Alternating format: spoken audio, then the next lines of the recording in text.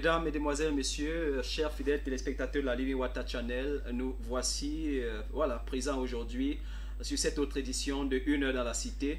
Le rendez-vous a été pris depuis hier, peut-être pas 19h30 exactement, un petit retard, simplement dû à quelques problèmes techniques qu'il fallait qu'on règle justement avant l'émission. Nous avons la pleine assurance que vous êtes de l'autre côté et que voilà, vous allez aujourd'hui, comme par habitude, j'ai envie de dire, contribuer et intervenir chaque fois qu'un des sujets de l'actualité justement attire votre attention. Pour commenter cette actualité aujourd'hui, il faut dire qu'elle a été enrichie par de nombreux événements. Et voilà, on va se faire aujourd'hui le plaisir de partager certains de ces événements avec vous, d'autres que vous connaissez déjà, mais on va le commenter ou alors les commenter différemment. C'est ça, je vais dire quoi, l'originalité qu'on a tous les vendredis à commenter justement cette actualité-là d'une autre manière. Pas exactement comme vous écoutez sur les autres chaînes de télévision, mais voilà, comme les pasteurs souhaitent le commenter. Pasteur Lévy, bonsoir. Merci, homme de Dieu, bonsoir. Je voudrais saluer le pasteur Romuald qui est à mes côtés. Et je salue le président des présidents, son Excellence Laurent Gbagbo de la Côte d'Ivoire, Madame Simone Gbagbo, Charles Blegoudé, et je salue le grand pasteur Charlie Kemetia, le promoteur de cette chaîne des acteurs chez l'épouse. Je salue papa apôtre Bernard Tatinier, mon père spirituel, et maman Bernadette Tatinier. Je vais saluer comme ça très rapidement. Il s'agit de pasteur Fomeo qui nous regarde, Albert et sa femme. Je salue papa Tawen Carrefour Kess, le chef de chaîne de radio Dunamis FM, ainsi que Moïse Kanke, ainsi que le pasteur Louis Vextor Sangali de la radio Bonne Nouvelle. Et je vais chuter en saluant très chaleureusement ce soir mon ami personnel Guy Kake, n'est-ce pas, Blondet de West TV, qui nous regarde avec sa femme et ses enfants. D'accord. Bonsoir à vous. Merci pasteur Lévy. Hier, je posais la question de savoir si Laurent Gbagbo était le président de la Côte d'Ivoire au niveau de la Haye, ou la Côte d'Ivoire que je connais. Aujourd'hui, je demande de savoir, lorsque vous l'appelez président des présidents, de quel président s'agit-il? Non, président de la Côte d'Ivoire, il faut bien que les gens comprennent. Ok. Quand vous dites président, quand vous dites président des présidents, des autres présidents, c'est qui? Ça veut dire qu'il est élu. Ok, d'accord. Il est élu président des présidents, parce que quand on parle du vrai Africain, d'accord, on parle du président Laurent Gbagbo. D'accord. Tout le monde sait ce qui s'était passé en Côte d'Ivoire. Okay. On n'a jamais vu quelqu'un comme au pouvoir. Les Français ont mis une marionnette là-bas. D'accord. On n'a jamais vu les casques bleus de l'ONU faire la guerre. Mais l'armée française allait faire la guerre pour déloger un chef d'État en fonction. Pour placer un troubadour, je ne sais pas ce qu'il faut appeler comme ça. Genre, il faut utiliser les expressions claires. Il y a une marionnette qui est là-bas. Tout le monde sait ce qui s'est passé en Côte d'Ivoire. Et on comprend très bien que il reste le chef de l'État ivoirien, le président des présidents, son Excellence Laurent Gbagbo. Merci, merci pasteur Lévy. C'était juste une parenthèse. Pasteur Romuald, bonsoir. Bonsoir pasteur Marcel. Voilà, toujours présent. Et je vais toujours bien. Merci beaucoup. J'ai omis de poser la question parce que la réponse, je la connaissais déjà. Alors, on fait aujourd'hui un tour d'horizon, une actualité quand même assez enrichie avec beaucoup d'événements. Vous avez remarqué, vous aussi, pasteur Romuald? Oui, l'actualité est très riche.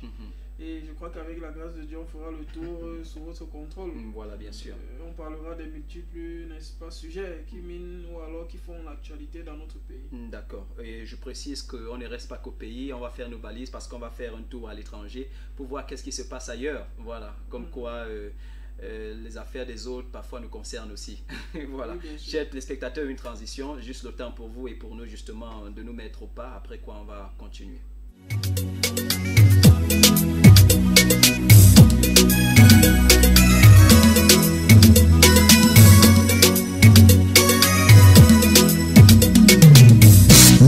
Louez Dieu, louez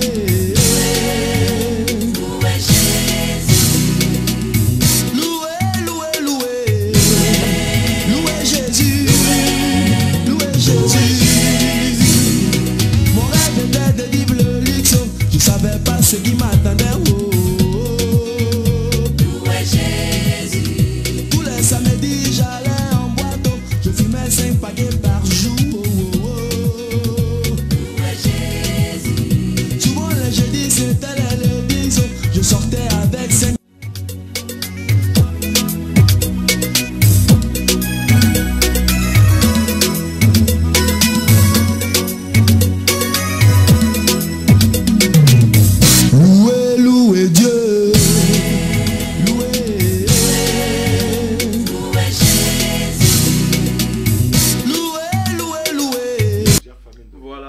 téléspectateurs, nous sommes revenus de cette transition. Je dis c'était l'opportunité pour vous et pour nous de nous mettre au pas afin de pouvoir continuer. Et une actualité qui attire notre attention, la toute première bien sûr, c'est les vœux de bonne année. Je dis bien de bonne année adressés au président de la République, ça c'était hier, et aujourd'hui à la première dame camerounaise, Madame Chantal Biya. Pasteur Romuald, des vœux ou alors des vœux de fin d'année plutôt colorés du côté des Toudi. Coloré, enrichi, tout ce qu'on peut dire. Voilà. Mais c'était trop beau à voir. Bien sûr. On a vu une scène particulière qui m'a marqué. Voilà. Celle de la créature qui se fait humilier par le créateur. J'ai beaucoup apprécié, comme quoi pour dire, sur la LW, c'est ce que nous disons chaque jour ici, n'est-ce pas, ne passe pas inaperçu. Exactement. Même le chef d'État, je crois, regarde la LWC, voilà. Via Internet, je pense.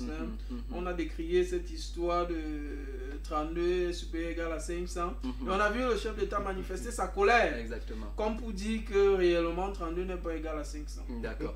Peut-être avec le soutien de la technique, on va peut-être remontrer la vidéo si c'est possible. Technique. D'accord. Il demande à ce qu'on commente un tout petit peu. Pasteur Lévy, comme quoi tout ce qu'on dit ici, la plupart du temps est pris en compte d'une manière ou d'une autre. Oui, je pense que les chaînes qu'il faut écouter de nos jours, c'est les chaînes chrétiennes. C'est la pensée de Dieu qu'il faut écouter. Voilà, il y a la vidéo qui est là. On peut voir justement ce qui s'est passé. On voit le ministre, ou déjà le président de la République en train de saluer tous ceux-là qui viennent vers lui. Et le ministre Jacques Fameux-Dongo, je rappelle, ministre de l'enseignement supérieur, voilà, et qui à son tour, lorsqu'il finit de saluer, il y a un petit commentaire qui fait juste à côté. Et on peut le remarquer, tous les médias ont relayé cela, que le président n'est plus au courant de lui. Ça veut dire qu'il a terminé avec lui. Et peut-être tout ce qu'il souhaite en ce moment, c'est qu'il fiche le camp de sa présence. Et à votre avis, Pasteur Lévy, vous avez dit quelque chose, peut-être avant que je ne pose la question. Pasteur Lévy. Je crois que si la vidéo est finie... Non, allez-y, allez-y. Bon, je voulais dire tout simplement que... Je dis que nous sommes dans un océan de problèmes, le monde. Et à mon humble avis, bon, je n'aime pas d'avis, bibliquement parlant, oui. Les chaînes qu'il faut écouter de nos jours, ce sont des chaînes chrétiennes. C'est d'écouter, n'est-ce pas, la pensée de Dieu par rapport aux difficultés que le monde traverse. Parce que le monde aujourd'hui est convaincu que les solutions de ce monde ne viennent plus des politiques ni des politiciens. Parce que tous les problèmes que nous avions aujourd'hui dans le monde entier sont créés par les politiques et les politiciens. Les solutions ne viennent... On a vu les limites de la politique et des politiciens dans le monde entier. Les chaos généralisés par-ci par-là à cause de la politique. Donc, les chaînes, je crois que son Excellence Paul Biya, qui est un ancien séminariste lui-même, a compris que la solution ne vient pas de France 24, ces chaînes qui propagent que des mensonges, mais que les solutions viennent des chaînes chrétiennes. Là où les hommes de Dieu, comme le grand pasteur Romuald, comme vous-même, comme le pasteur Ngossi, moi, nous allons dire aux gens, voici la pensée de Dieu pour notre monde. Il est temps que le monde écoute Dieu. Donc, il est temps que le monde se tourne vers Dieu. Parce que le chaos de ce monde est créé tout simplement, n'est-ce pas, du fait que le monde est devenu hostile à Dieu et à sa parole. Donc la scène que vous aviez montrée là, ce qui est regardé dans Mondovision, que ce soit païenne ou chrétienne, dans notre monde, vous allez vous rendre compte que on a parlé de la créature. Dieu crée quelqu'un, il dit qu'il est la créature du chef de l'État. C'est même une insulte, c'est-à-dire que ce monsieur-là, je ne peux même pas prononcer son nom ici, il a insulté Dieu. Et vous savez, tout ce que vous semez, vous allez payer. Dieu vous crée. Vous dites que c'est le chef d'État qui vous a créé. Mais ça, c'est ça que je vous dis. Excusez-moi, ça c'est une stupidité qui n'a pas de nom. On ne peut pas être à ce niveau-là. On se dit enseignant, professeur des étudiants. Et on tombe aussi bas que ça. Jusqu'à dire que je suis la créature du chef de l'État. Mais c'est incompréhensible. C'est pourquoi j'ai dit, pardon, j'ai parfois vous allez voir, j'ai des problèmes souvent sur ce plateau. Je me demande si ce sont des monstres qui nous gouvernent ou des êtres créés par Dieu. Parce que si moi je ne savais pas que ce que les Américains font sur la fiction, j'allais croire qu'il y a encore des mutants sur la terre ou alors des extraterrestres. D'accord, merci. Pasteur Romuald, c'est vrai que le geste va attirer l'attention de plus d'un, mais on est aujourd'hui obligé de se poser la question de savoir qu'est-ce qui s'est peut-être passé. À votre avis, qu'est-ce qui explique le geste qu'on a, on a observé justement lors de cette présentation des vœux? Le ministre de l'enseignement supérieur qui, à son tour de saluer après avoir salué. À votre avis, quel est le commentaire qui fait juste à côté du président? Certains journaux ont semblé dire, ou alors ont voulu nous dire, il est peut-être en train de dire au président, s'il te plaît, ne m'enferme pas comme les autres, ne m'envoie pas en Konengi, je regrette ce que j'ai fait. Mais à votre avis, qu'est-ce qu'il est peut-être en train de dire au président en ce moment-là? Vous savez, lors d'une cérémonie de vœux, Pasteur Marcel, l'homme qui a l'attention du président, c'est l'un des rares moments où, n'est-ce pas, le président accorde son attention à ses ministres. Vous savez qu'au Cameroun, il n'y a presque pas de conseil de ministres. Voilà. Vous savez qu'au Cameroun, les ministres n'ont pas le téléphone du chef de l'État. Bien sûr. Alors c'est à ce moment que parfois quelqu'un peut recevoir 2 ou 3 mots ou 3 recommandations du chef de l'État. Alors cet homme, parce qu'il faut dire qu'il a agrégé, je ne sais pas si c'est de sport ou de quoi, mais il est professeur, il a reçu un concours d'agrégation. Et je suis surpris parce qu'il n'a pas vu venir ce qui devait arriver. Voilà. Moi, si j'avais été à la place de monsieur le ministre, j'aurais simplement serré la main du chef de l'État et je serais parti. Voilà. Parce que ce monsieur traîne en ce moment de grosses casseroles derrière lui. Et vous savez que le chef de l'État actuellement est soucieux de son image. Peut-être c'était pas le cas hier, mais aujourd'hui le chef de l'État est beaucoup plus soucieux de son image. C'est un monsieur qui a décidé, n'est-ce pas, d'écouter les réseaux sociaux. Il a même instruit ses ministres d'avoir des pages Facebook et autres. Donc il sait exactement ce qui se passe sur les réseaux sociaux. Les Camerounais ont crié, ils ont dit des choses. Je crois qu'il a pris la peine de s'informer. Je crois qu'il a pris la peine de faire venir des ingénieurs devant lui pour qu'on lui explique ces affaires-là. Et je crois qu'il est au courant que même si on emprunte une dizaine, 32 gigas ne peut pas être égal à 500, peu importe la technologie dont on veut nous faire comprendre. Et je crois que le chef de l'État ici dénote ou alors a montré son exaspération vis-à-vis de cet homme. Parce qu'il faut dire qu'au départ, ils ont convaincu le chef de l'État de s'endetter, d'endetter le Cameroun à hauteur de 75 milliards. Et par la suite, on vient nous dire que ces ordinateurs coûtent 300 000 francs. Donc le Cameroun est endetté à hauteur de 150 milliards. Pourtant, avec 150 milliards, personne n'a pu dire au chef de l'État qu'en Côte d'Ivoire, on a monté une usine de montage d'ordinateurs avec 4 milliards de francs. Personne, et c'était sur 2 ans ce projet, personne n'a conseillé au chef de l'État de monter une usine qui aurait employé les Camerounais, où il y aurait eu un transfert de technologie en 2 ans et produit des ordinateurs. Ça aurait été possible.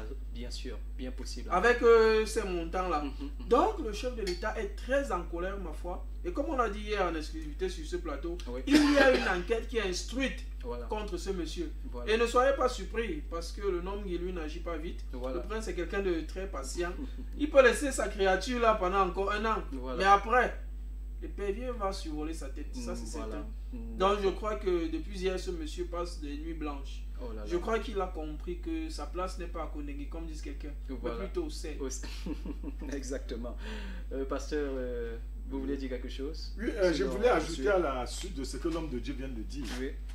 Je vais toujours répéter ce que le regretté Charles Ateba Aîné disait, que l'école des erreurs se trouve au Cameroun. Pour dire que si vous voulez apprendre comment on fait des erreurs, venez au Cameroun. Cela démontre à suffisance que quelqu'un qui se dit ministre des étudiants, qui forme les futurs cadres du pays, va à la télé à Mondovision et démontre qu'au Cameroun, il y a une nouvelle école mathématique où 32 est supérieur ou égal à 500. Ce n'est qu'au Cameroun qu'on voit ça. Donc il confirme les propos de Mongo Betty que l'école des erreurs se trouve au Cameroun.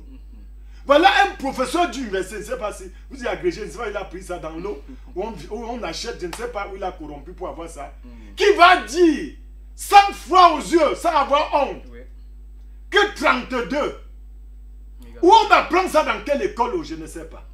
Quand il se tient dans Mondovision, que doivent dire les enfants de la maternelle et de la CIL? Ils vont aller dire que papa, on nous a dit que 32 est égal à 500 ou supérieur. Voilà ce qu'un imminent, je ne sais pas, vous l'appelez ministre, quoi, machin, pour enseigner au Cameroun, aux étudiants. Il rassemble les étudiants et que 32 dépassent 500. Voilà. Il n'y a qu'au Cameroun que de telles mathématiques peuvent être démontrées. Donc on peut démontrer une telle mathématique au Cameroun. Et pas un ministre de surcroît des enseignements supérieurs. C'est honteux pour notre nation. D'accord, pasteur Romuald. Pasteur Marcel, ce monsieur est le garant du savoir. Voilà. Ça fait mal. Parce qu'on sait qu'ils ne sont pas idiots. Exactement. Pour être agrégé au Cameroun, il faut avoir eu un bac. Après, il faut avoir une licence, avoir eu un master. Et pour entrer en cycle doctorat, pasteur Marcel, il faut avoir eu un master au moins avec 12 de moyenne. Ne pas avoir redoublé, avoir validé en session normale. Ça veut dire que c'est des gars très intelligents au départ. Qu'est-ce qui se passe pour qu'on atteigne ce niveau? Qu'est-ce qui se passe pour qu'on tombe si bas? Que les agrégés se mettent à raconter n'importe quoi devant le monde entier. Vous croyez que ces deux professeurs d'informatique là, qui cautionnaient ces conneries du ministère de l'enseignement supérieur, ils seront, et ils sont agrégés aussi, ils seront reconnus comment par leur père? Voilà. Soyons sérieux. Exactement. Mais une autre question quand même qui nous intrigue, pasteur Romuald, comment expliquer que jusque-là, on a vu des ministres aller en prison, on a même vu des gens qui étaient des super intouchables aller en prison. Qu'est-ce qui explique que il y a une sorte de continuité justement dans ces mal pratiques et tout le reste? Qu'est-ce qui explique aujourd'hui encore qu'un ministre se retrouve dans un tel coup fourré? Je crois que c'est systémique. Quand on est on est un peuple de kleptomanes, et il faudrait, je sais pas moi, venir voir les pasteurs qu'on les passe à la délivrance pour être délivrés du vol. C'est tout. Je crois que ces gars sont possédés par l'esprit du vol. Oh là là. Moi, je ne comprends pas comment 1, 2, 3 vont voler. Mais ils vont continuer à voler en masse à la chaîne. C'est un peuple, je sais pas moi, il faudrait qu'on passe ce gouvernement à la délivrance, là. Et ce sera gratuit, hein. C'est un appel que je leur lance. La délivrance n'est pas payante au Cameroun. Qui viennent nous voir, on va les libérer de quelques démons. Peut-être chez vous, il y a des pasteurs ou des prophètes qui, pour délivrer, demandent 1 million, 2 millions. Non, on le fait gratuitement. Qu'ils viennent nous voir, qu'ils aient l'humilité de venir voir leurs collègues, parce qu'on est ministre comme eux, même si c'est du culte. Qu'ils viennent voir leurs collègues, on va leur imposer les mains, chasser ces démons du vol en eux. Et puis, n'est-ce pas, le Seigneur fera le reste. D'accord. On continue de parler justement de cette actualité plutôt particulière. La présentation des vœux au président de la République, c'était hier, il faut préciser. Et puis aujourd'hui, c'était à la première dame camerounaise. Tout s'est tellement bien passé. J'ai même envie de dire, il n'y a qu'au Cameroun, ça se passe exactement comme ça. Tellement beau, tellement bien arrangé, bien ajusté, bien organisé. Quel bonheur. Ah bah, c'est tout l'argent qui part, non? Ah ben... Moi, j'ai besoin d'argent. Ça vous pose un problème? Mais ça me pose un énorme problème. Comme président des vœux au président de la République? Non, ce n'est pas... Vous savez, hier, c'était le... Avant-hier, aujourd'hui, bon, je crois que les deux, bon, une fois, pour économiser. On est en train de parler du train du vie de l'État. D'accord. Bon, vous voyez, c'est un peu ça... Peut-être on devrait organiser aussi ça dans votre église. Non, moi, je dis seulement que j'ai beaucoup prié pour les gens là. Surtout quand on sait que ça ne s'arrête pas là. Chaque ministre dans son ministère va recevoir cela et c'est toujours de l'argent. C'est ça que je vous dis, il y a trop de cérémonies. Vous savez, hein, il y a trop de cérémonies au Cameroun. Excusez-moi. Des cérémonies administratives, trop de protocoles. En principe, le Cameroun est dans une prison. C'est dans une bonne fête. Non, j'ai dit que nous ne sommes pas différents des Juifs d'hier. C'est-à-dire qu'ils sont en esclavage en Égypte pour 430 ans. Nous ne sommes pas différents. Dieu était obligé de susciter Moïse pour aller libérer le peuple qui souffrait tellement en Égypte. Le Cameroun est vraiment Israël d'hier. Nous sommes dans une prison qui n'a pas de nom. D'accord. Il n'y a que des fanfarons au Cameroun. Tout ce qu'on fait ici, et tout ça, vous allez voir, il faut un budget pour ça, il faut ceci, il faut tellement de choses. C'est ça qui révolte les Camerounais, c'est ça qui amène les Camerounais à comprendre parfois que, mais, j'aime le patriotisme des Camerounais, lambda surtout. Il faut peut-être dire que il faudrait déjà se rassurer qu'il s'agit d'un vrai patriotisme. Non, j'ai dit lambda. J'ai dit des Camerounais là, le bas peuple. Parce que le sommet là, ils sont tous sauf des patriotes. Ce ne sont pas des patriotes là-bas. D'accord. Une autre chose qui n'est pas passée inaperçue, c'est le fameux salut de Bidumpat, pasteur Romuald. Un salut peut-être plus à la mode, mais qui a quand même été fait aujourd'hui. Peut-être pas avec autant de révérence, mais quand même, on a vu quelque chose de particulier, de différent en ce moment-là. L'homme est égal à lui-même. Voilà. Je crois que... Je me rappelle encore de mes années à l'école primaire. Il y avait ce monsieur qu'on appelait Mini Pam Pam. ce comique-là qui venait nous prendre 100 francs. Non, il ne volait pas. Oui, bien sûr, voilà. C'est ce qu'on appelait à l'école théâtre, je ne me rappelle plus trop. Il nous prenait, c'était 100 francs. C'était volontaire, vous donnez ça, et puis vous assistiez, n'est-ce pas, à une partie de théâtre. Voilà. Et ce monsieur n'était pas encore ministre. Bidounkwa n'était pas encore ministre, c'est lui qui venait nous distraire, n'est-ce pas, à travers ses sketchs. On chantait mini pam, on disait mini pam pam. Nous les enfants on reprenait Shoga et ils dansaient. J'ai encore ça en mémoire et c'était très gai. Donc c'est pour dire que c'est un comique. Il joue son rôle de comique et puis étant le beau du prince. Exactement. Alors le gars joue son jeu pour être maintenu. Exactement. Souvenez-vous, la Coupe d'Afrique c'est dans pas longtemps. Alors il est de bon temps qu'il négocie sa mangeoire pour pouvoir organiser sa canne. D'accord, merci beaucoup. Vous parlez de Coupe d'Afrique. Le ballon d'or africain a été offert, ça c'était hier à Accra au Ghana. Le Cameroun qui revient bredouille, la queue entre les cuisses, Pasteur Romuald. Qu'est-ce qui s'est passé? Aboudi Ongene, Gabriel a valablement représenté le Cameroun. Moi, je crois représenté, pour ma part, mais revenu sans rien du tout. Je crois pour ma part qu'il y a eu un tout petit peu d'injustice. Aboudi était bien parti pour prendre ce ballon d'or. C'est mon avis, hein, ça n'engage que moi. Bien sûr. Je crois qu'il y a eu un tout petit peu d'injustice, ce côté féminin. Parce que la Nigériane n'est pas aussi capée que la Camerounaise, même si le Nigeria a battu le Cameroun en finale. La Camerounaise a fait des choses extraordinaires avec son équipe en club. Donc pour moi, il y a un tout petit peu d'injustice. Bon, c'est les choses des hommes, hein, et l'œuvre humaine, vous le savez, est imparfaite. Ok. Et puis, Pasteur Lévy, le Cameroun revient sans rien. Déjà, on sait que le sport, ça ne vous intéresse pas du tout. Bon, l'homme de Dieu s'est mis dans la posture d'un homme de Dieu pour dire ça. Ok. Bon, je me mets tout dans la même posture pour dire le Cameroun n'a même pas à revendiquer la justice. C'est un pays d'abord d'injustice. On peut pas. Écoutez, on peut pas être dans moi, je suis sérieux. On ne peut pas être dans l'injustice et revendiquer la justice. Non, c'est clair. Si le Cameroun dit, non, ce n'est pas pour, n'est-ce pas, accuser mon collègue. Non, c'est seulement pour dire que pour moi, c'est non, c'est normal. Il doit même rentrer dernier. Tout ça, il n'y a pas de justice au Cameroun. Donc, dit que, bon, tout ça, vraiment, c'est même de la distraction. Passons aux choses sérieuses. C'est même de la distraction. Passons aux choses. D'accord, on sera obligé pour parler des choses sérieuses de revenir à Bafoussam. On aurait dû commencer par là, mais voilà. Il y a des choses encore bien plus intéressantes. Mais quand même, parlons de Bafoussam, c'est une polémique, je vais préciser ici au niveau du marché B. La communauté demande justement aux commerçants du marché B dans la boutique, je ne sais pas, fait face à la route, les boutiques, j'ai envie de dire, de préciser, voilà, fait face à la route, de mettre la peinture. Et du coup, les boutiquiers ou alors les propriétaires ou alors les locataires ne sont pas d'accord parce qu'ils disent qu'ils payent un loyer et c'est la responsabilité de la communauté justement de faire la peinture. Toute chose qui dérange en ce moment à Bafoussam. Pasteur Romuald. Quand vous mettez la peinture, n'est-ce pas? Et le goudron que cet ami va venir mettre sa peinture aussi. Je sais pas. Son goudron de poussière qu'il a mis là, ça ne va pas venir prendre ça le lendemain. Non, mais déjà que la poussière est en train de refaire la peinture sur pratiquement toutes les maisons. Donc, subissons sa peinture. Nous, on subit sa peinture à lui, qui laisse les gens tranquilles, Pasteur Marcel. Mais d'un autre côté, il faut qu'il laisse les gens, que ces gens-là ne dérangent pas les Camerounais. Je crois que quand vous entrez dans une maison, Pasteur Marcel, vous la trouvez déjà avec une certaine peinture. Oui. Et puis, il vous revient à vous d'entretenir cette peinture. Si les locataires ont trouvé la peinture sur la maison en entrant, il est de bon ton qu'ils mettent la peinture. Ça, c'est les locataires. Oui, il est de bon ton. Puisque quand vous êtes dans une maison, vous êtes responsable de la maison. Et pour que la maison soit gaie, vous devez la peindre, vous devez l'entretenir, vous devez la laver. Ce n'est pas le bailleur qui va venir laver votre maison. Mais si au départ, le bailleur n'avait pas mis la peinture, qui ne vous exige pas à vous de venir mettre la peinture, peut-être que vous aimez votre maison comme elle l'est. Maintenant, quand je dis cela, il faudrait aussi indexer la responsabilité du délégué du gouvernement.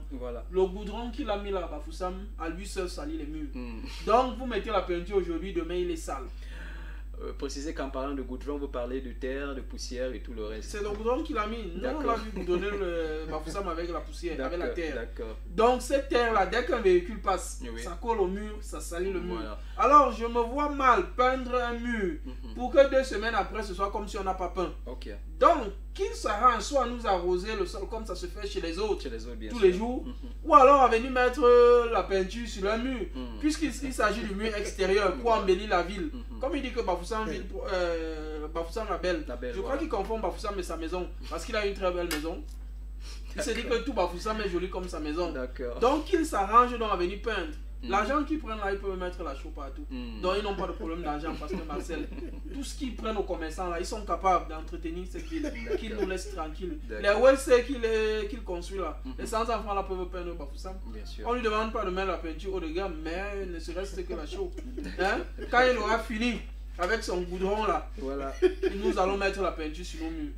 D'accord, Pasteur Lévy. Avant que vous nous parlez, il faut quand même préciser que Bafoussam c'est une particularité. La maison du riche, la maison du pauvre, il n'y a pas de différence côté peinture, bien sûr. Peut-être côté design, d'accord, mais côté peinture, ça ne fait aucune différence parce qu'en saison sèche, toutes les maisons, toutes les toitures à Bafoussam, on a la même peinture.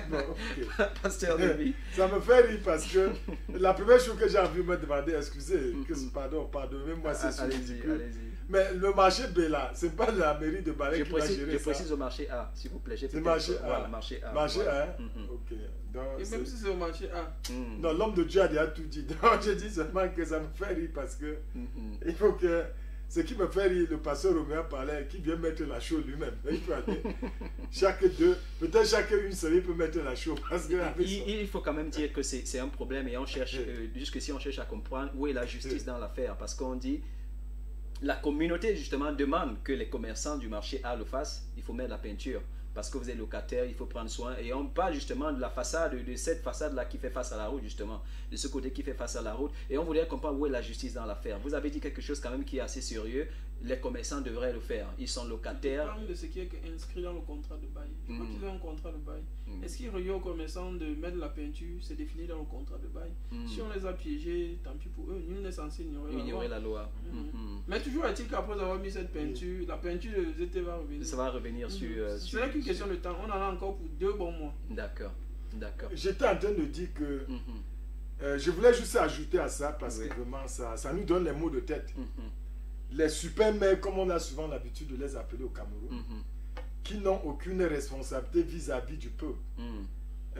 Si le maire était élu dans Bafoussam premier et qui devait gérer ça, il devait rendre compte. Bon, quand on prend un monsieur, on le nomme, ou c'est délégué de quoi, ou c'est délégué des routes ou de poussière, je ne sais pas. Délégué du gouvernement, s'il vous plaît. Un peu de tenue, un peu de respect. Auprès de la poussière. Délégué. S'il vous plaît. Non, vous savez, attendez, il y a trop, je vous ai dit qu'il y a trop de nominations au Cameroun. Bon, maintenant là, permettez, quel est le rôle des maires? Le délégué, il est voté par qui? Non, il est nommé, pas voté. Il est nommé pour faire quoi? Alors que le maire doit être élu, parce qu'il doit travailler pour rendre compte à la population. Voilà pourquoi j'ai dit tout simplement que le chef de l'État, lors des vœux de la fin d'année, a dit qu'il faut accélérer le processus de décentralisation. C'est ce qu'on attend. Nous attendons donc que ce processus soit déclenché et que les maires soient élus, que les maires soient responsables des différentes communes, tout ce qu'on voit là. Pas qu'on doit voter les maires et puis on vient mettre quelqu'un qui n'a pas de compte à rendre au peuple. Donc je crois que ça n'a même pas sa place d'être. Bon. Et puis il est dans ses droits. Il a été nommé de faire des déclarations qu'il peut faire, mais ça n'engage que lui parce que les Camerounais sont dérangés vraiment. Les Camerounais sont troublés. D'accord, merci. On poursuit.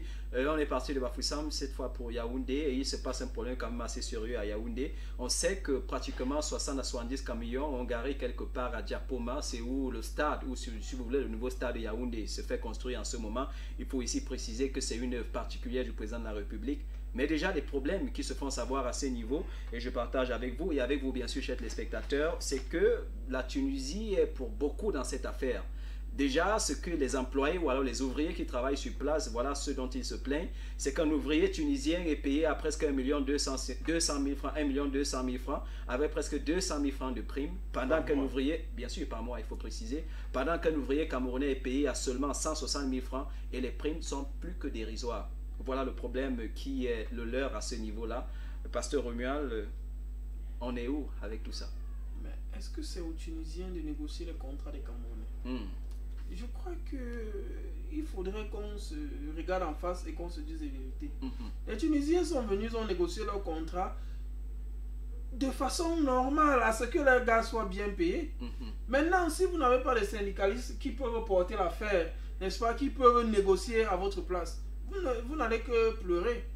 Wow. Mais Vous n'allez que pleurer, pasteur Marcel. Comment expliquer un tel contraste, justement, même côté salaire? 1 200 000, pardon, je précise, plus 200 000 francs de prime, et ça tous les mois, sans oublier justement les conditions. Au Cameroun, c'est combien?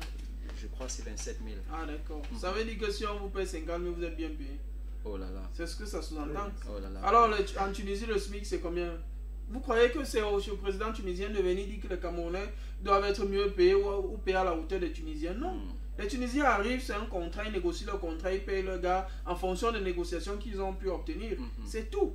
Maintenant, c'est à nous de nous dire, écoutons, nos gars sont très mal payés, voyons ce qu'on peut faire pour eux. Moi, j'ai travaillé dans des entreprises, pasteur Marcel, avec des Blancs qui ne sont pas plus intelligents que moi, mais qui sont payés en tant que Français. À cette époque-là, le gars avait des salaires mirobolants, mais quand vous voyez, il ne connaît pas grand-chose. Nous faisons son travail sur le terrain, mais lui, il est chef, simplement parce qu'il est français. Voilà. Ok, et arrivait des moments où, n'est-ce pas, on refusait de lui transmettre les informations qu'il voulait. Quand ça coince, il vient négocier, ce qu'il faisait, c'est qu'il nous donnait une partie de son salaire. Ils n'ont rien pour que nous fassions le travail. D'accord. À votre avis, est-ce que justement la plainte de ces ouvriers camerounais au niveau du Japoma est fondée? Je ne sais pas exactement ce que les gars revendiquent. Mais en matière salariale, je crois qu'au départ, ils ont accepté un salaire. Maintenant, si le salaire ne leur était pas versé, ce serait un problème. Oui. Maintenant, si les primes ne leur sont pas versées, c'est un problème. Si les primes sont régulièrement versées, le salaire est régulièrement touché, pasteur Marcel. Non, jusqu'ici, le salaire leur est payé, les primes sont reversées. Sauf que il y a ce gros contraste. Ils n'ont qu'à négocier d'autres primes ou alors une revalorisation salariale. Le problème ne doit pas être... Vous pensez qu'au Cameroun c'est possible? On sait au Cameroun qu'il y a assez d'ouvriers. Si vous ne voulez pas travailler, vous fichez le camp, on va embaucher d'autres. Vous savez que les Chinois, par le passé, et peut-être jusqu'à maintenant, ont fait chanter beaucoup de Camerounais. Tu ne veux pas travailler, tu fiches le camp, parce que pendant que tu pars, il y a quelqu'un d'autre qui vient prendre ta place. Pourquoi vous servez vos inspecteurs du travail? Ah ben c'est là tout le problème au Cameroun. Prendre les enveloppes chez les Chinois? Bien sûr, la corruption, c'est ça tout le problème finalement. Parce qu'il faut dire que la plainte, elle est sérieuse. Pasteur Lévy, peut-être un petit commentaire par rapport à ça? L'homme de Dieu a tout dit, vraiment, il a été magnifique là-dessus. Je veux tout simplement dire que je me pose la question, est-ce que nous n'avions pas des... quand ils prennent, quelle est la tâche? Parce qu'il faut aussi voir au niveau des tâches. Quelle est la plus-value des Tunisiens? Peut-être ils apportent une expertise que les Camerounais n'ont pas. Donc, ça, c'est encore la grande question qu'on se pose. Parce qu'on se dit, mais est-ce qu'au Cameroun, on n'a pas cette expertise-là? Oui, j'y arrive, homme de Dieu. Les Tunisiens font quoi là-bas? C'est la question qu'il faut se poser. C'est aussi chauffeurs. Voilà. Non, mais ce n'est pas des chauffeurs. Il faut dire qu'une bonne partie du matériel, même apparemment pas de Tunisie, il faut préciser. Ils ont été chargés de faire beaucoup de choses justement dans la construction de ce terrain. Et voilà toute l'affaire. Comment n'est-il pas conçu par les Italiens?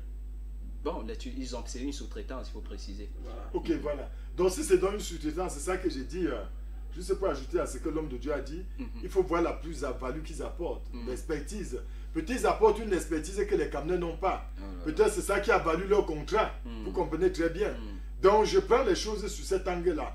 Et la seconde chose, c'est de voir comment...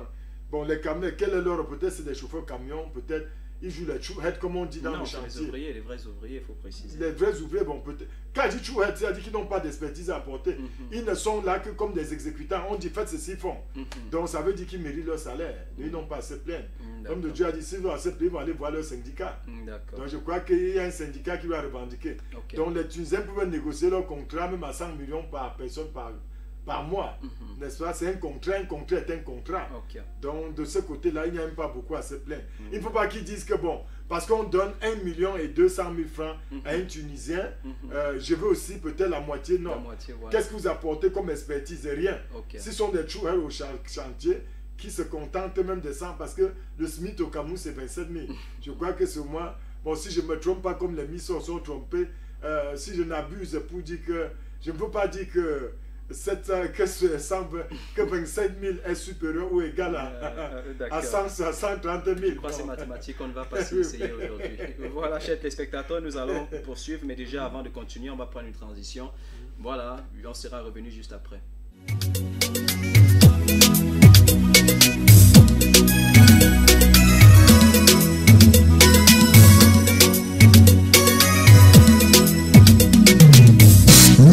Louez Dieu.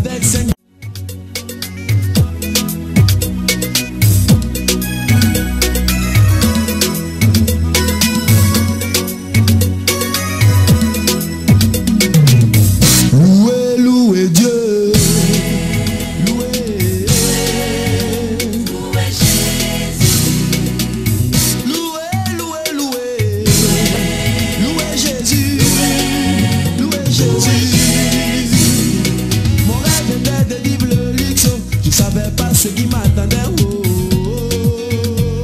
Où est Jésus? tous les samedis, j'allais en boîte. Je fumais 5 paquets par jour. Où est Jésus? Souvent les jeudis, c'était les bisous. Je sortais avec 5.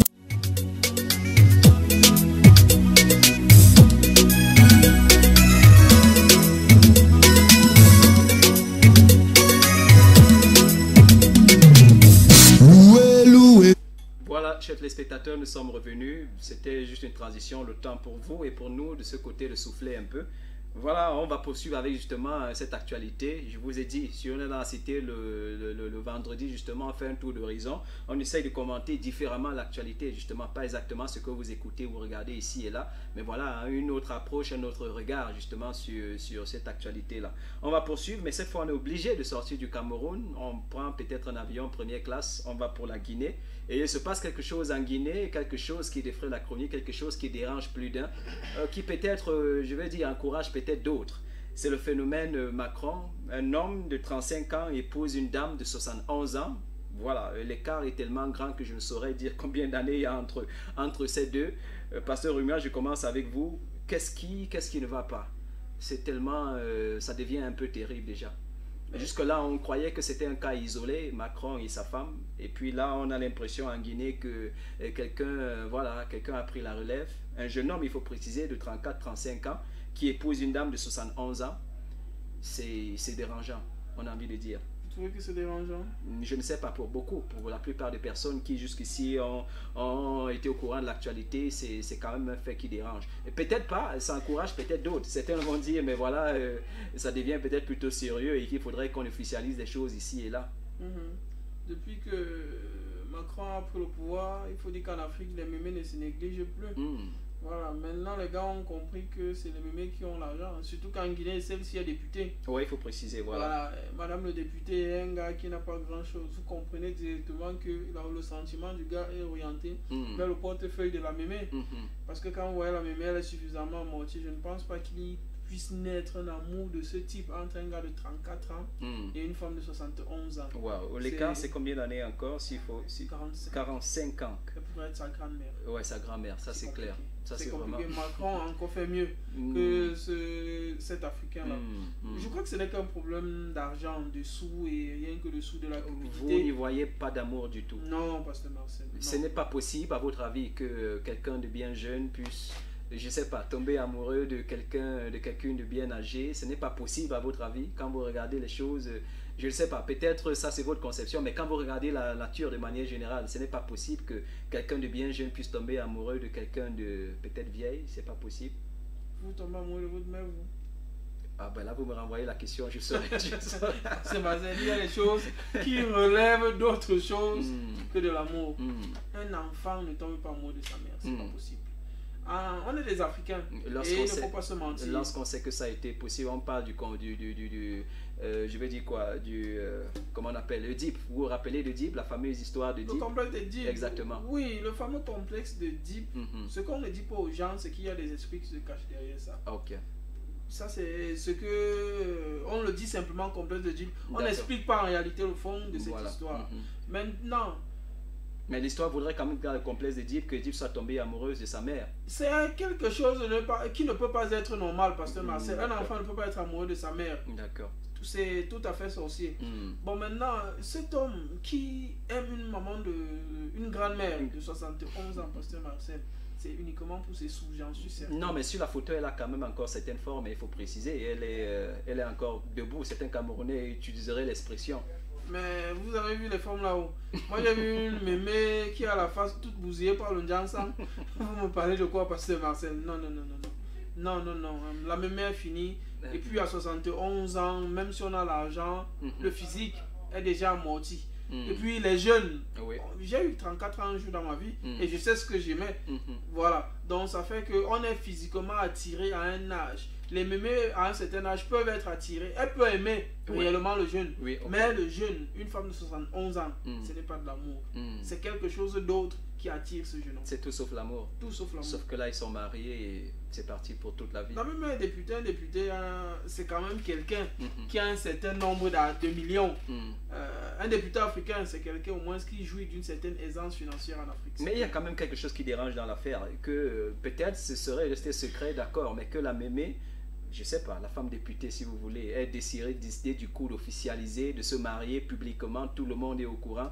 C'est quand même un courage qui ne dit pas son nom jusqu'ici. Quand à 60 ans vous épousez les filles de 20 ans, est-ce que vous n'allez pas célébrer la cathédrale à Yaoundé? Non, mais là chez les hommes encore c'est compréhensible, ne trouvez-vous pas? D'accord.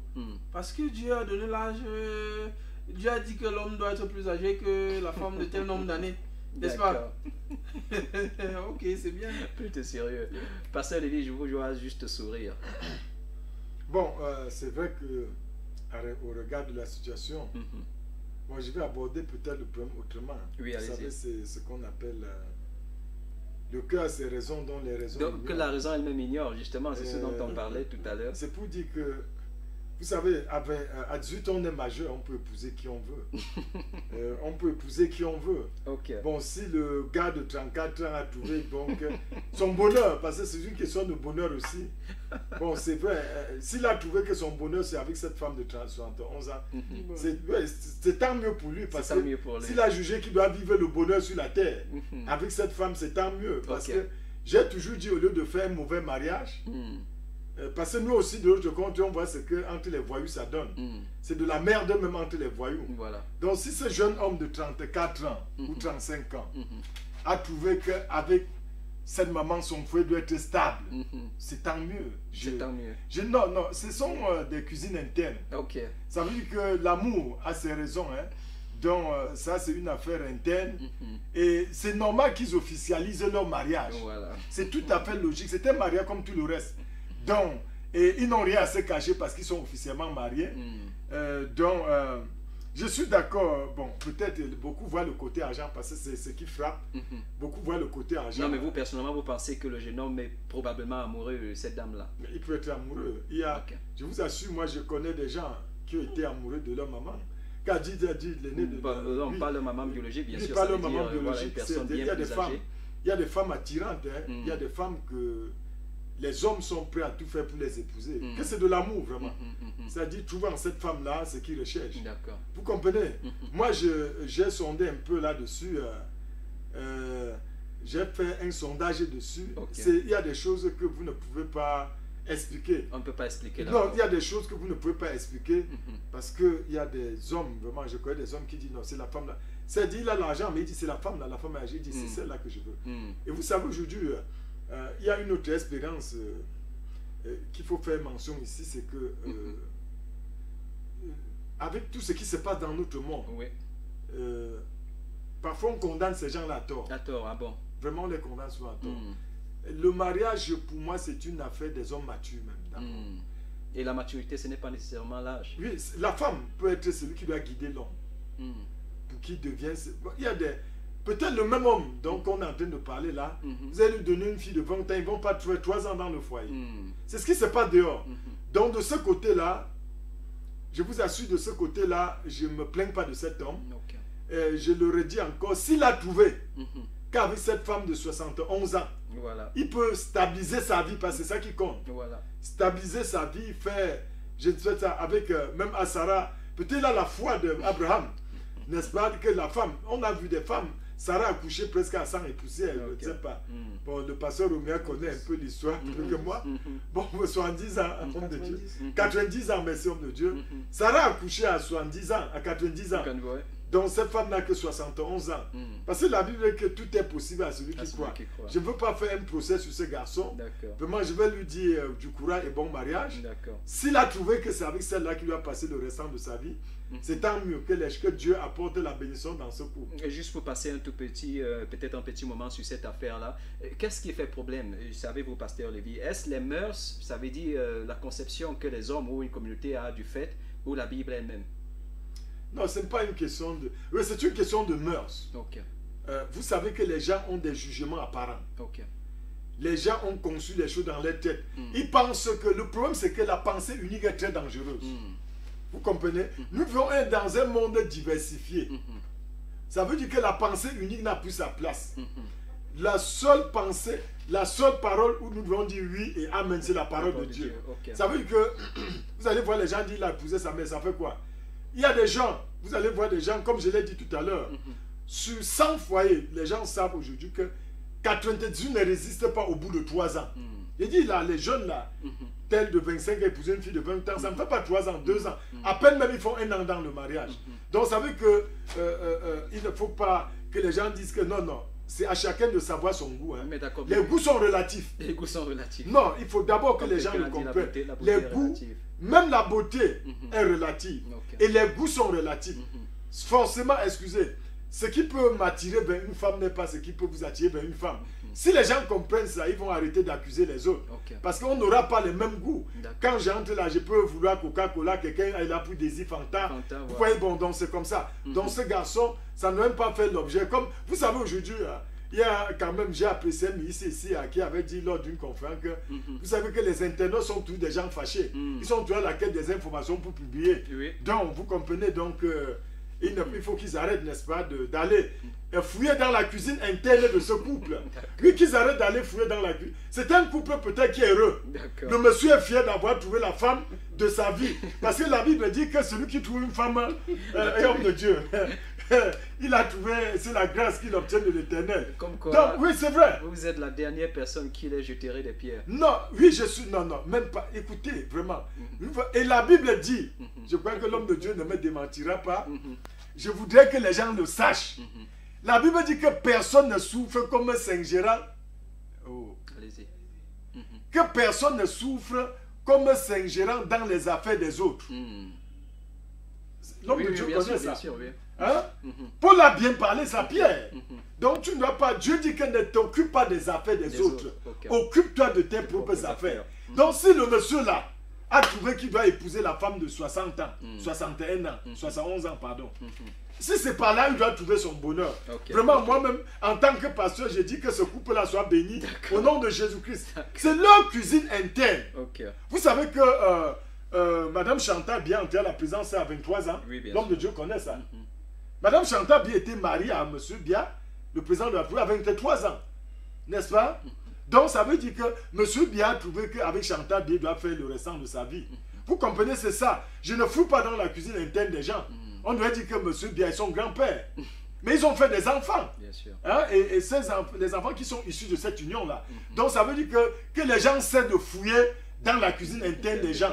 Ok. Moi, quand on dit que moi, pasteur Lévy, je peux dire que je peux épouser une fille de 16, 18 ans, si elle accepte. La fille peut dire je peux épouser un homme de 100 ans, si l'homme accepte. Et C'est après- une affaire entre deux personnes. D'accord. Et entre l'écorce et l'arbre, ne mets pas ton doigt. Parce que tu ne sais pas ce qui se passe. Il ne faut pas que les gens, n'est-ce pas, vont chercher les pouces sur la tête de quelqu'un qui est nu comme ma part. Si vraiment, c'est... Oui. Pasteur Lévy, merci beaucoup. Pasteur Romuald. Non, il n'y a rien. Vraiment, il y a rien. Laissez-moi sourire. Mais il y a- C'est clair. non, mais Rendez-vous quand nos enfants prendront les femmes de 71 ans. Comme ça, on en reparlera. Moi, j'ai rien à dire. non, mais il y a quand même, non, il y a quand même quelque chose que je voudrais qu'on clarifie. Est-ce une question de mœurs ou un truc biblique? Est-ce que on se base sur la Bible pour dire un jeune homme ne devrait pas épouser une femme bien plus âgée, ou alors c'est une question de mœurs? Nos traditions n'acceptent pas cela. Pasteur Romuald, c'est avec vous particulièrement. Avant qu'on en arrive à ce que vous avez dit tout à l'heure. Non, là-dessus, le point de vue biblique est clair. L'homme a été créé avant la femme. Ok. Ça sous-entend un certain nombre de choses. La création et la formation, l'homme a été créé, l'homme a été formé. Dieu parle de l'homme avant de parler de la femme. Et vous savez, n'est-ce pas, en théologie, il y a ce qu'on appelle la loi de la première mention. Voudrait que la chose prononcée avant ait plus d'importance, ou alors ait la chefferie, ou alors prime sur ce qui suit. Ok. C'est comme dans l'homme a été créé avant la femme, ipso facto, Dieu a donné la chefferie à l'homme et non à la femme. Du coup, ça nous oriente à peu près. L'homme est censé être l'aîné de la femme. L'homme est censé dominer sur la femme. Alors, dans ce type de relation, Pasteur Marcel, il serait difficile à un enfant de donner des ordres, parce qu'en réalité, dans le foyer, il nous arrive de donner des ordres à la maison. À mémé de 71 ans, Et la maman m'a dit, mais tiens, mon fils. Elle risque d'appeler son mari mon fils un jour. Donc ça rend la tâche très compliquée. Vous voyez, ça rend la tâche très compliquée. Mais libre à lui, ici, il décide que il va gérer tout ce qui peut venir après. Oui. Ça n'engage que lui. Ça n'engage que lui. Le mariage est une institution de Dieu. Mais seulement, Dieu a mis sa parole, je crois, pour réglementer cette affaire-là. Et l'homme a été créé avant la femme. L'homme a été créé avant la femme. Je ne dis pas pour contester l'homme de Dieu, ça c'est non, clair. C'est la parole de Dieu, l'homme de Dieu a parfaitement raison. Mais nous sommes dans un monde où les gens oublient Dieu. Bon, et Dieu a dit, bon, fais ton choix de toi-même. Fais ton choix. Et parce que ton choix, oui, parce que quand Dieu a donné la femme à Adam, Adam a dit, la femme que tu as mise à mes côtés, là, Dieu a dit, bon, ok. Dieu dit maintenant que c'est celui qui trouvait la femme qui trouvait le bonheur. Bon, je vais vous poser une question banale, pasteur Lévi. C'est juste un rapport avec ce que le pasteur Rumia disait tout à l'heure. Vous avez un fils qui a 34 ans, il vient vous voir et vous dit, papa, je vais me marier, j'ai trouvé ma femme, elle a 71 ans. Écoutez, vous pouvez conseiller quelqu'un, mais vous ne pouvez pas décider à sa place. Et je pense que c'est ça que j'ai dit, la pensée unique est très dangereuse. Vous comprenez? Il faut éviter la pensée unique. Donc, vous pouvez apporter, même Dieu nous conseille dans la Bible. Il dit, le Seigneur nous dit dans sa parole que j'ai mis devant toi, Deutéronome 30, à partir du verset 19, j'ai mis devant toi la vie et la mort. Mais je te conseille de choisir la vie afin que tu vives. D'accord. Oui, il faut d'abord vous permettez, on prend notre premier appelant du soir. Allô, bonsoir. Bonsoir, monsieur. Oui, bonsoir. Votre nom, s'il vous plaît? C'est monsieur l'ambassadeur. Ah, monsieur l'ambassadeur, bonsoir. Bonsoir à vous, bonsoir à tout le plateau. Merci beaucoup, ambassadeur. Nous sommes sur le, je sais pas, sur un de ces sujets-là. Le monsieur de, vous savez, vous connaissez l'actualité, vous la commentez tous les matins oui, sur... Oui, depuis un bon bout de temps là. Exactement. Voilà, votre point de vue, monsieur l'ambassadeur. Je partage mon point de vue que le pasteur revient là. Ok, ce n'est pas normal. Oui, il faut faire recours à la parole de Dieu parce que c'est le seul, la lumière. Qui peut vraiment, c'est la parole qui peut vraiment nous amener vraiment à la foi. Non, mais le pasteur Lévi est en train de dire que ce jeune homme a trouvé l'amour de sa vie. Est-ce que ça ne compte pas, monsieur l'ambassadeur? Bon, le pasteur Lévi, d'une part aussi, il peut avoir raison, mais je crois que, en fait, chacun peut faire un choix, allez pas regretter bien après, parce que c'est pas facile sur les choses. D'accord, d'accord. Déjà, quand on sait qu'un adulte, quelqu'un, peut-être un homme qui est peut-être un peu plus âgé que la fille, il épouse une jeune fille et les choses ne marchent pas, c'est dans le cas de ce jeune homme en Guinée, il faut préciser, hein, il épouse cette dame et que les choses se passent bien. Je crois que, pourquoi pas, lorsqu'on sait déjà qu'en France, Macron et sa femme, ça se passe vraiment bien. Bon, oui, en fait, je vais essayer de revenir là parce que ça pour moi, je vais positionner dans la bonne condition là. Oui, ok. D'accord, merci, merci. Ok. Vous êtes sûr que chez Macron ça se passe bien? Non, ça se passe vraiment très bien. Parce qu'on sait en général, non, c'est très sûr, parce qu'on sait en général que pour tous les couples français, des enquêtes très minutieuses sont la plupart du temps menées pour savoir si les choses se passent exactement comme, voilà, ils le laissent voir lorsqu'ils sont en présence de, je vais dire quoi, de la population. Dans certaines informations nous disent qu'il se fait copieusement gronder des fois à la maison. Hein. Bon, je voulais dire, j'étais en train de dire quelque chose. Merci. J'ai lu un magazine américain. Juste pour m'excuser, chers téléspectateurs, des petits soucis avec la baisse de tension, mais on reste connecté, vous continuez de regarder. Je redis ceci parce que c'est très alléchant. Les goûts sont relatifs. En matière d'amour, ne vous ingérez pas. J'ai dit que même Dieu nous dit, ne souffrez pas comme en vous ingérant des affaires des autres. Dans les affaires des autres, voilà. Vous comprenez très bien. Moi, je reste dans la posture de la parole de Dieu. Dieu nous conseille de ne pas nous ingérer dans les affaires d'autrui. La Bible fait mention. Donc que chacun doit s'occuper de ses propres affaires. Si ce jeune homme a trouvé son amour dans cette femme de 71 ans, tant mieux, c'est la bénédiction. Et libre à Dieu de le juger. Oui, libre. Non, Dieu n'a même pas à le juger. D'accord. Dieu ne juge pas les couples mariés. Ce qu'il veut, c'est que vous, si vous avez pris des engagements, respectez tout simplement les engagements que vous avez pris. C'est ça que Dieu dit. Regardons, il dit ceci que dans Hébreu, la Bible nous fait mention que le mariage soit honoré de tous et le lieu conjugal exempt de tout de toute impudicité. Donc ça veut dire que le mariage doit être honoré de tous. Dieu nous dit d'honorer le mariage. Jésus nous a honoré le mariage à Cana, en Alan. Dieu aime le mariage. Donc si c'est ces affaires, le cœur là, je vous assure, si on se met là, on doit avoir les mots de tête. Et j'ai lu un magazine où les femmes américaines préfèrent épouser des hommes où l'écart est au moins de 30, 40, 50 ans. Parce que les femmes ont constaté aux États-Unis que beaucoup de divorces sont dus entre des jeunes couples qui n'ont pas d'expérience. Il y a trop de divorces aux États-Unis. J'ai suivi une enquête là-dessus. Or, les filles ont donc compris qu'elles préfèrent épouser des hommes qui ont atteint la maturité, 50, 60 ans, etc. Qui sont Pour... riches. Non, pas la richesse forcément. J'ai suivi un magazine. Permettez, il y aura toujours des femmes qui vont épouser des hommes à cause de l'argent, même si le garçon est jeune. Ouais, bien sûr. C'est à cause de son porte-monnaie qu'elle accepte le mariage. J'ai dit, j'ai suivi un magazine où les femmes sont cessées, elles ont compris que à un certain âge, l'homme cherche maintenant à stabiliser son foyer. Quand l'homme a 40 ans en montant, il veut maintenant fonder vraiment un foyer. Voilà. Donc, il ne veut plus faire comment on appelle ça, une vie de désordre. Et les femmes américaines ont compris qu'au lieu d'épouser, moi j'ai 20 ans, 18 ans, au lieu que j'épouse un homme de 23, 25 ans, où il doit m'utiliser dans 5 ans, 10 ans, je ne serai plus avec lui. Voilà. Bêta, je prends un homme qui veut maintenant avoir 2, 3 enfants pour clore sa vie sur la terre. Donc, cette enquête, je l'ai lu dans un magazine Thème.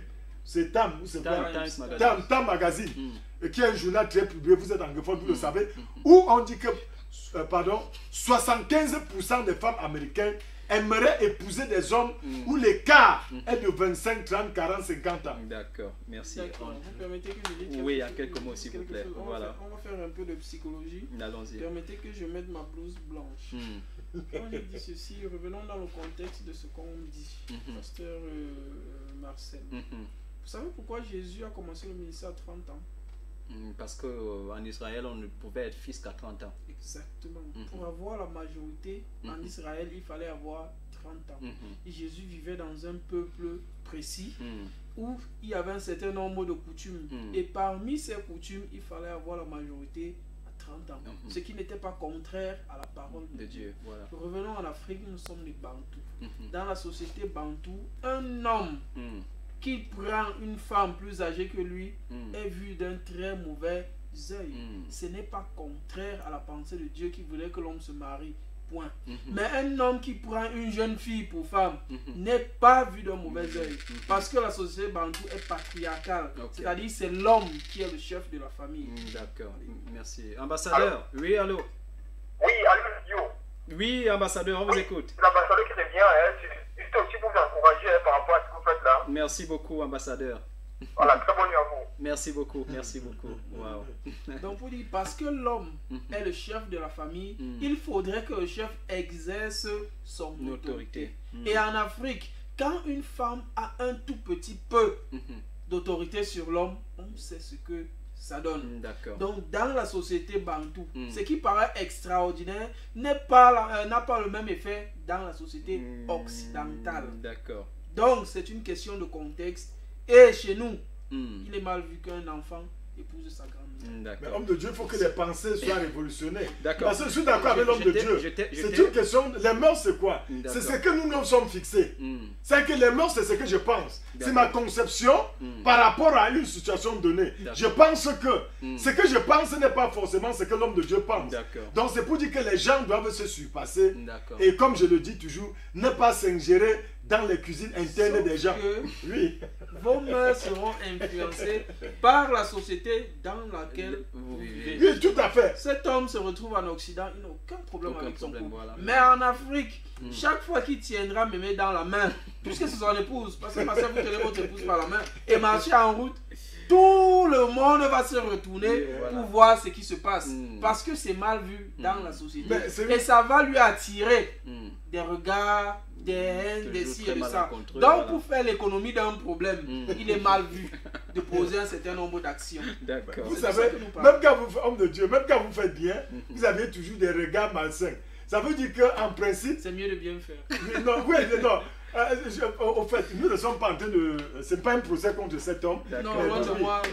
Donc nous disons seulement que... Moi je dis à mon homme Puis je lui souhaite bon vent. Bon voilà, bien sûr. S'il serait venu qu'il a fait un bon choix. J'aurais béni son mariage. Il a ses risques et périls. Merci homme de Dieu, merci. Que lui. C'est ça que dit que moi j'ai béni son mariage. Pour que marche bien. D'accord. Une chose reste certaine et évidente, c'est que le phénomène Macron a encore de beaux jours devant lui.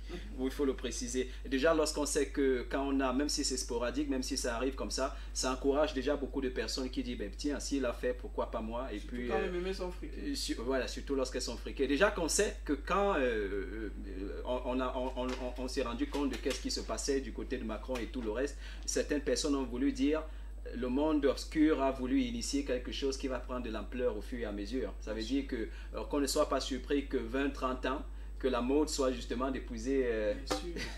Et que les hommes mettent deux alliances. Et que les hommes mettent... Exactement. Marié à une femme et soupçonné d'être marié à un homme. Bien sûr, voilà. On sait ce qu'il en est. Exactement. Voilà, on reste à l'étranger, on va revenir au Cameroun, ce serait pour conclure. Et à l'étranger, justement, on voudrait, on n'aura peut-être pas assez de temps pour le faire, mais on va le faire quand même. Ce serait pour commenter, il faut préciser, le coup d'État manqué en Guinée équatoriale. Pasteur Romuald, peut-être vous nous présentez les faits. Il se trouve que dans la nuit du 27 au 28 décembre, des mercenaires guidés par un général en disgrâce tchadien ont été interceptés au Cameroun. Donc c'était pour aller perpétrer un putsch en Guinée équatoriale pour renverser M. Obiangema Mbazogo. Voilà, Obiangema doit sa survie au régime de Yaoundé. Qui, n'est-ce pas, une fois de plus, a sauvé son régime. Son régime, justement. Comme quoi, il faudrait que de temps en temps, cet homme envoie quelques milliards à Yaoundé. Quelques milliards. Oui, c'est important. Parce que ça lui aurait coûté beaucoup. Bien, c'est vrai. Donc, des mercenaires ont été interceptés. Malheureusement, on retrouve des Camerounais parmi. Il y a des Centrafricains, des Tchadiens. Et le général en question, je crois, actuellement, il est à Yaoundé pour exploitation. Donc voilà ce qu'il en est. Et puis aux dernières nouvelles, il y avait encore hier des affrontements entre des mercenaires. Il y aurait eu des affrontements entre des mercenaires et l'armée régulière en Guinée équatoriale. Oui. Donc c'était un coup qui était bien préparé. Là, on a saisi des armes au Cameroun dans le véhicule qui transportait ces gens. Oui. Et puis, n'est-ce pas, le chef du commando, ce général tchadien qui a été pris, parce qu'il était en fuite, on l'a pris à Douala. Oui. De Douala, on l'a transféré à Yaoundé pour exploitation. Donc on sait qui a fait quoi, on sait que ces occidentaux ne nous laisseront jamais tranquilles. D'accord, mais déjà, est-ce qu'on... Oui, allez-y. Et puis on sait aussi que qui tue par l'épée périra par l'épée. Voilà. Souvenons-nous aussi que M. Obiangema est arrivé au pouvoir de la même façon. Même s'il a, on va dire ça comment, fait avancer son pays, il faudrait reconnaître qu'il a fait assassiner son oncle. Exactement. Mathias Nguema, je crois, si j'ai bonne mémoire. Oui, bien sûr. Donc ce qui lui arrive n'est que justice par rapport à ce que lui-même a fait. Et je ne serais pas surpris que demain, le Cameroun ne soit pas là pour le soutenir et qu'il tombe. Voilà. Parce que nous savons que très souvent, en Guinée équatoriale, il y a des militaires camerounais pour soutenir ce régime. Exactement, du voilà. pays principalement. Oui, bien sûr. Alors, M. Obiangema doit beaucoup à Yaoundé en ce moment. Et puis, si ça peut permettre à ces Équato-Guinéens de temps en temps de se taire et respecter les Camerounais, ce serait déjà mieux. Quelque chose. Oui, voilà. ce serait encore mieux. De dire merci même au président Biya en allégeant le goulot d'étranglement que subissent les Camerounais qui sont régulièrement maltraités, n'est-ce pas, là-bas en Guinée équatoriale. Donc, la Guinée doit sa survie actuelle, le régime de Malabo doit sa survie actuelle à Yaoundé, c'est clair. Sûr. Mais est-ce qu'on sait déjà au profit de qui, si le coup d'État avait réussi, ça aurait été au profit de qui en Guinée équatoriale? Jamais il ne vous dira que c'est moi qui a commandité. Même le dernier coup d'État de 2005 ou 2006 là, fait par Simon Mann, le Britannique. On sait que c'était l'Équateur-Guinéen en exil en Espagne, avec la complicité des services secrets espagnols. Mais le monsieur a toujours nié. Jamais ils ne diront qu'ils sont impliqués dans cette histoire. La politique voudrait qu'on nie toujours les faits. C'est comme ça. Quand on vous prend, si ce n'est pas la main dans le sac, on vous nie. Et quand bien même c'est la main dans le sac, vous coupez la main et vous dites que ce n'était pas votre main. Donc ils vont nier jusqu'à la mort, c'est clair. D'accord. Pasteur Lévy, un petit commentaire. Oui, l'homme de Dieu a dit des choses, c'est vrai. Vraiment, qui tue par l'épée, périra par l'épée. Mais ce que nous admirons sur M. Obiangema, son excellence Obiangema Bazogo de ce côté-là, c'est un homme qui a fait de la Guinée équatoriale un paradis. Oui. Ça, il n'y a pas un pays aussi bâti en Afrique comme la Guinée. Non. C'est l'un des, je veux dire, oui, merci. Oui, l'un des pays les plus vraiment.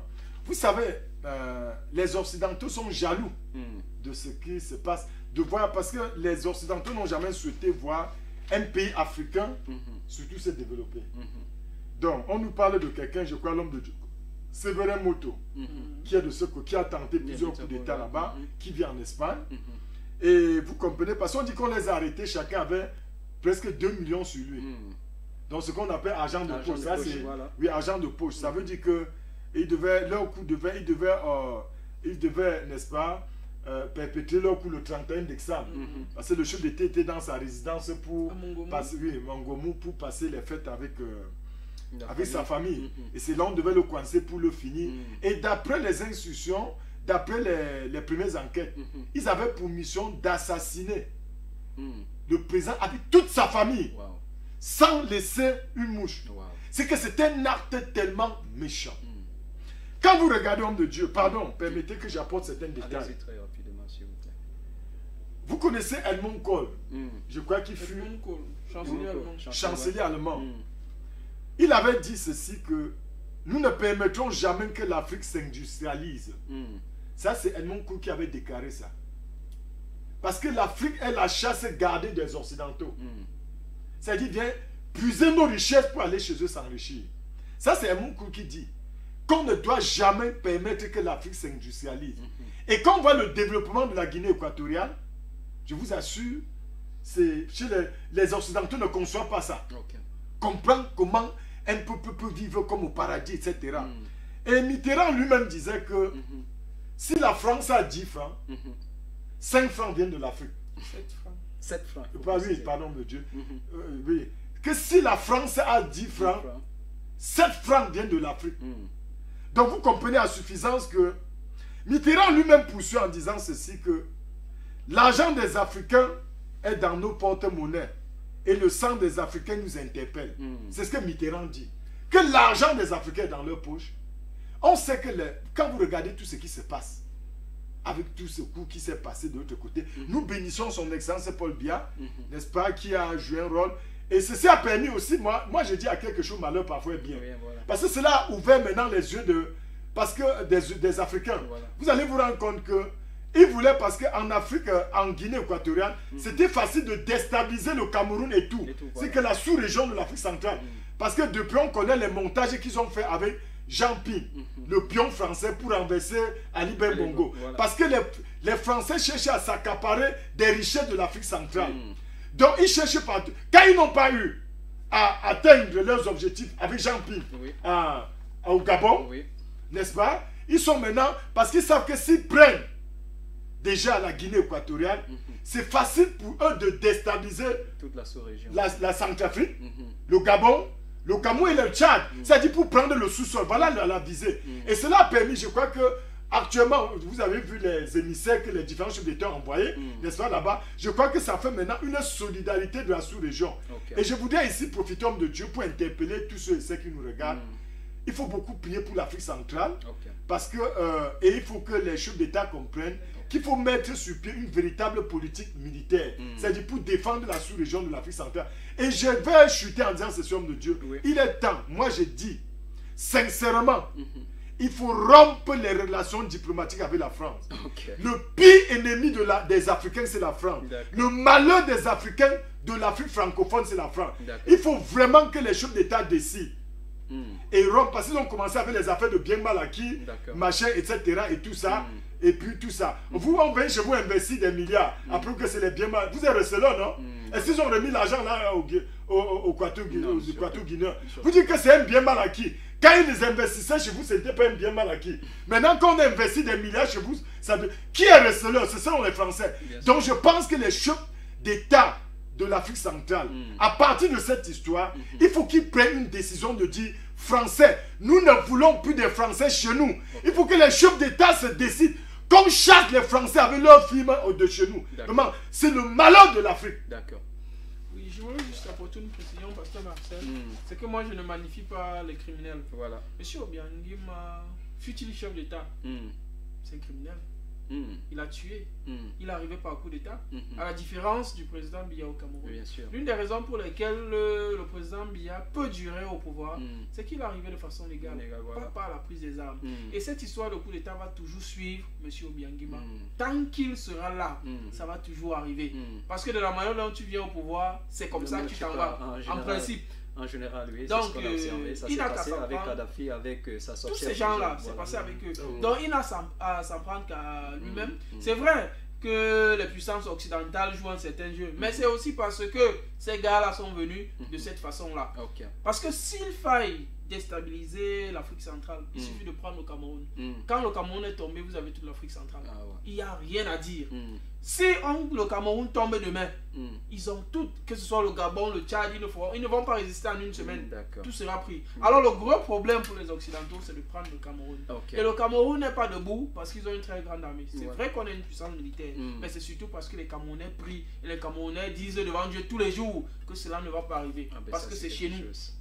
C'est ça, on va dire ça comment, la spécialité, la différence des Ok. Camerounais. Ok. Et dans le plan manifeste de Dieu, le Cameroun fait partie de ces pays qui ont ce qu'on appelle destinée manifeste. Le Cameroun influence l'Afrique. Non, Que vous le non, voulez non, ou pas, le le monde Cameroun entier. influence le monde entier.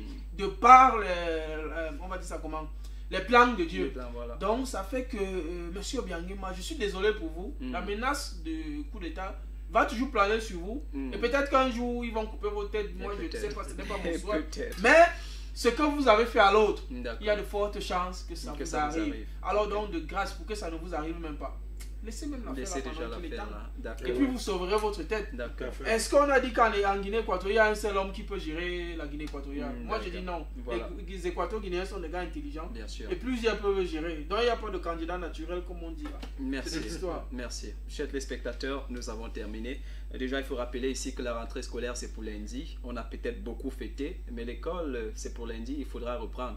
Et on espère pour vous autres élèves, étudiants et tout le reste que vous êtes prêts, plus que jamais prêts. Parce que l'avenir du Cameroun, la destinée de ce pays est entre vos mains. Peut-être un mot pour dire souhaiter une bonne rentrée scolaire lundi.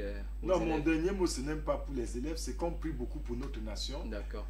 Ce point, je voulais seulement interpeller nos collègues pasteurs et les chrétiens de prier beaucoup pour la paix, la stabilité de notre pays et de la sous-région D'accord. de l'Afrique centrale. D'accord. Donc prions pour que le plan machiavélique des Occidentaux ne nous atteigne pas. D'accord. Merci. Pasteur Romuald. Mon dernier mot, c'est de beaucoup prier parce que 2018 sera une année très difficile pour le Cameroun. 2018, c'est l'année de tous les dangers.